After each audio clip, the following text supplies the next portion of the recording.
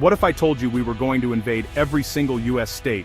Okay, not really, but what if you had to? Which state would be the absolute hardest to take over, and which one would be a total cakewalk? This isn't just a random guess, we're talking about a full-on strategic breakdown.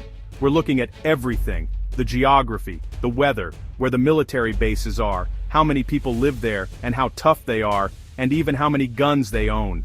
It's the ultimate war game scenario, pitting an imaginary invading force against the unique strengths and weaknesses of all 50 states. This is purely a hypothetical challenge, a thought experiment to see which states are basically impenetrable fortresses, and which ones are, well, a little more welcoming to an invading army. We've crunched the numbers, analyzed the maps, and talked to experts to figure this out. We're going to rank them from the most impossible mission to the easiest target. The results are genuinely shocking, and will completely change how you see the map of the United States. You won't believe which state is at the top of our do not invade list and which one is basically an open door.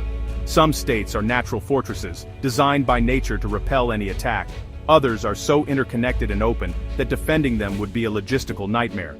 We're about to dive deep into the two extremes: the single most difficult state to conquer, and the absolute easiest. Get ready, because we're about to start the most insane hypothetical invasion in history. This is going to be insane. Let's get into it. Alright, kicking things off with the absolute final boss of US states, Alaska. If you were an invading general and your commander told you to take Alaska, you should probably just resign on the spot. Seriously, this state is built differently. It's less of a state, and more of a continent-sized, frozen fortress that actively wants you to fail. The sheer scale is the first thing that hits you. It's more than twice the size of Texas, and most of it is pure, unforgiving wilderness. Just getting your troops there is the first impossible challenge. Alaska is separated from the rest of the US by an entire country, Canada. So, you're either launching a massive naval invasion across the treacherous North Pacific and Bering Sea, or you're attempting an insane overland trek through Canada. Both options are a logistical nightmare. The coastline is a maze of islands, fjords, and cliffs, offering very few good landing spots for a large-scale amphibious assault. It's a defender's paradise, and let's say you actually manage to land some troops. Congratulations, you've just entered the world's harshest battlefield. The weather here isn't just a factor, it's an enemy combatant. We're talking temperatures that can drop to minus 60 degrees Fahrenheit. At those temperatures, metal becomes brittle, engines freeze, fuel turns to jelly, and your soldier's skin will freeze in minutes. Most military hardware simply isn't designed to operate reliably in these extreme conditions for a prolonged period. The terrain is your next opponent. Alaska is home to 17 of the 20 tallest mountains in North America, including Denali. The state is covered in dense, impenetrable forests, vast swamps called muskeg that can swallow vehicles whole, and massive glaciers. There are barely any roads. The entire state has fewer miles of paved road than the city of Boston. Moving an army through this landscape would be a slow, brutal slog, making you an easy target for defenders. Now let's talk about who's defending this frozen hellscape. The US military knows how valuable and vulnerable Alaska is, so they've stationed an incredible amount of firepower here. It's home to Joint Base Elmendorf-Richardson and Eielson Air Force Base, which house some of the most advanced fighter jets in the world, like the F-22 Raptor and F-35. These bases are the cornerstone of America's Arctic defense and missile defense systems. They can see you coming from 1,000 miles away. The ground forces are just as formidable. The Army's 11th Airborne Division is specifically trained for Arctic warfare. These soldiers aren't just stationed in Alaska, they thrive there. They are experts in mountain and cold weather combat, capable of maneuvering and fighting in conditions that would paralyze a regular army. Trying to fight them on their home turf is like challenging a polar bear to a wrestling match in a blizzard. You are not going to win, but the official military is only half the story. You also have to deal with the locals. Alaska has one of the highest rates of gun ownership in the entire country, and the people who live there are some of the most self-reliant, rugged individuals on the planet. These aren't just weekend campers. These are people who live and breathe the wilderness. They are expert hunters, trappers, and survivalists who know the terrain like the back of their hand. Imagine trying to hunt down an insurgency made up of people who can live off the land for months, navigate without maps, and are expert marksmen. It would be impossible.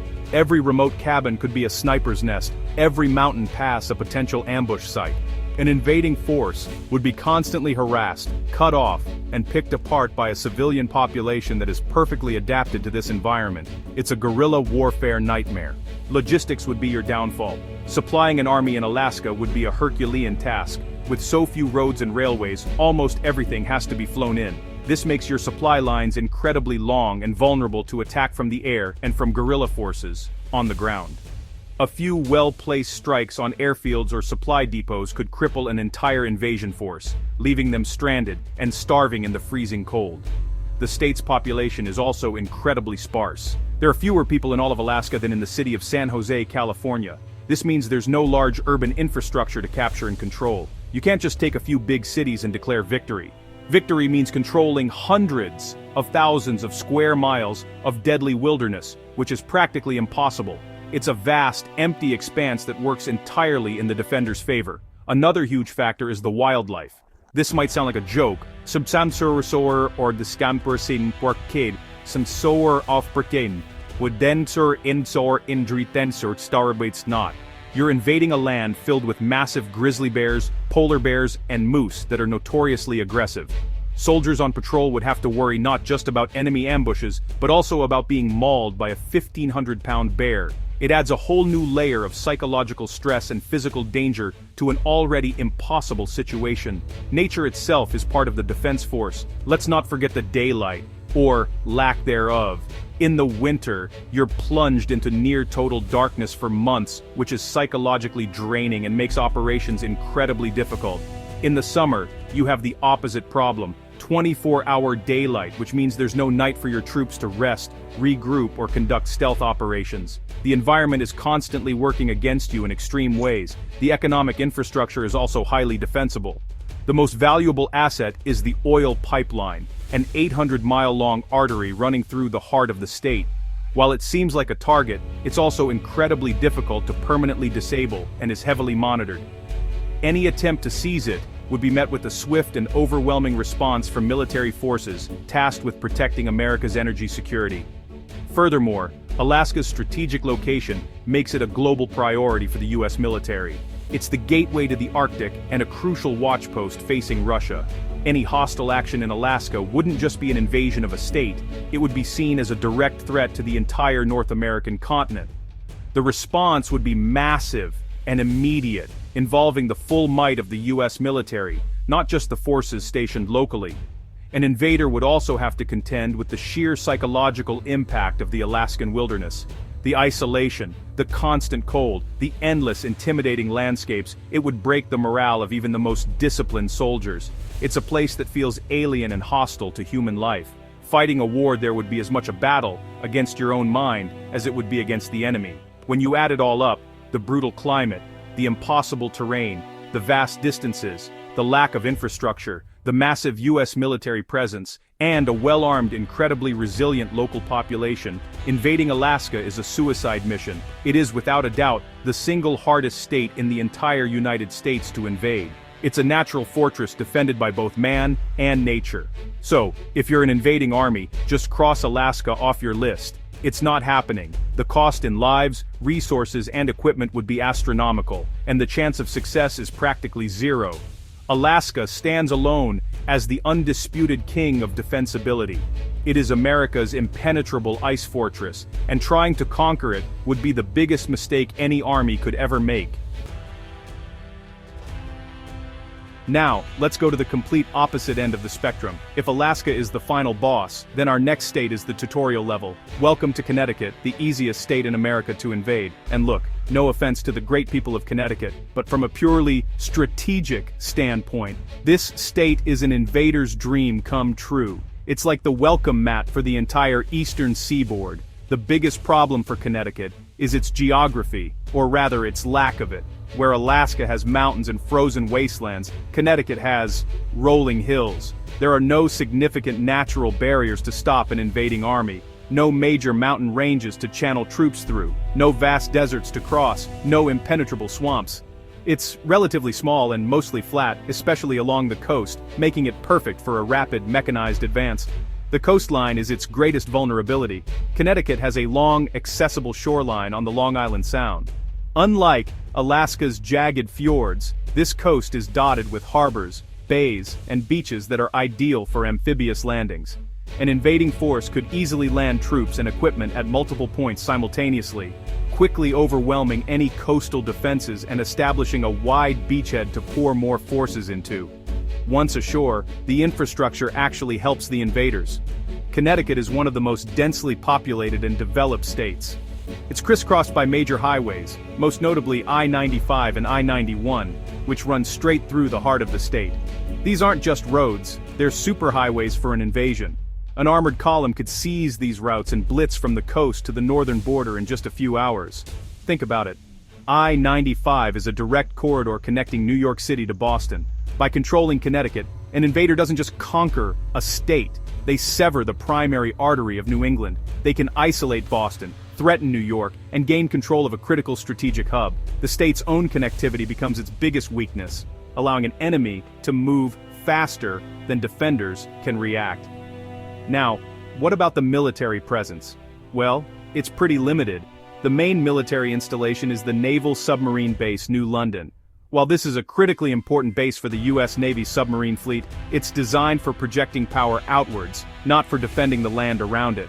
The submarines would likely be dispersed at the first sign of trouble, leaving the base itself a valuable, but ultimately vulnerable, target. Beyond the sub-base, the active military footprint is minimal.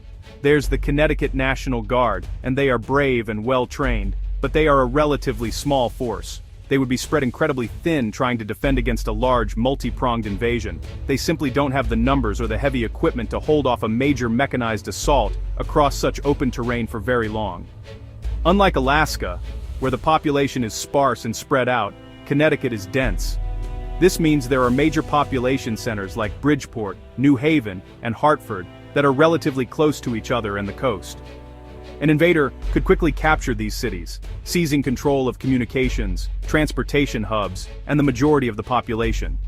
This would cripple the state's ability to organize a coherent defense. The mentality is also different. While Connecticut residents are proud and would defend their homes, the state doesn't have the same deeply ingrained survivalist or militia culture that you find in more rural, rugged states like Alaska or Montana. Gun ownership rates are among the lowest in the nation. A widespread, effective guerrilla resistance would be much harder to organize and sustain compared to what an invader would face in the Alaskan wilderness. Logistically, supplying an invasion here is simple. The same ports used for the initial landing can be used to bring in a continuous flow of supplies. The dense road and rail network means you can distribute those supplies to your frontline troops with incredible efficiency. There are no mountains or blizzards to worry about. It's a quartermaster's dream. You could run the entire operation like a well-oiled machine. The state is also small. It's the third smallest state by area.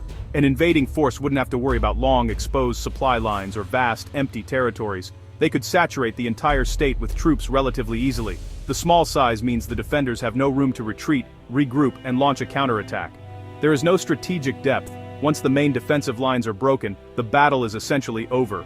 Economically, capturing Connecticut would be a huge prize. It's one of the wealthiest states per capita and a hub for the insurance and finance industries in Hartford, as well as advanced manufacturing. Seizing these assets would be a major blow.